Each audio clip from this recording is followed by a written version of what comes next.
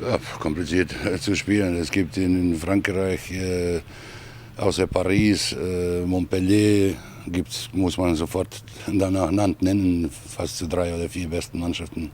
Frankreich, dass ein Ex in Nantes gewinnt, ich glaube hier, da tippt kein Mensch in Frankreich auf uns. Wir haben letztes Jahr in Nantes gespielt, wir waren Abstiegskandidat, bis zum Schluss haben wir gekämpft, um in der Liga zu bleiben. In Nantes haben wir bis zur letzten Minute eine Chance gehabt zu gewinnen. Hoffe ich, dass dieses Jahr genauso läuft. Also ich gehe nie in ein Spiel rein, um das Spiel zu verlieren. Aber trotzdem meine ich hier, dass keine von 60 Millionen Franzosen auf uns tippt. Ja, also nach dem Spiel gegen Dunkerque zu Hause kann man alles anders haben als Vertrauen.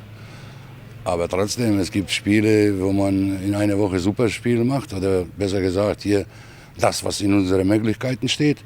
Und 3 Tage später oder 4 Tage später versteht man gar nichts mehr, weil es läuft gar nichts. Jetzt bei uns hat absolut nichts gelaufen, was Angriff anbetrifft. Wir haben eine Halbzeit oder 30 Minuten sehr, sehr gut in Abwehr gestanden. Wenn wir so gut 60 Minuten stehen können, in Nantes glaube ich schon, dass wir eine Chance haben werden.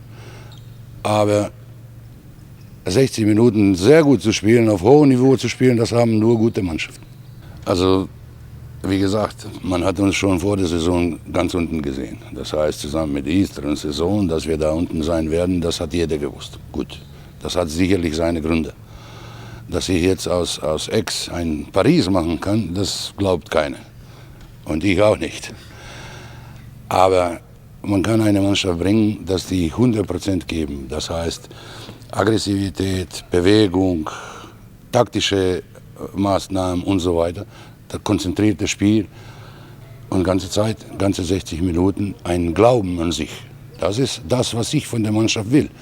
Und dann, wenn die in Nantes mit 15 Tore verlieren, werde ich als Trainer zufrieden, wenn ich weiß, dass meine Mannschaft Maximum gegeben hat.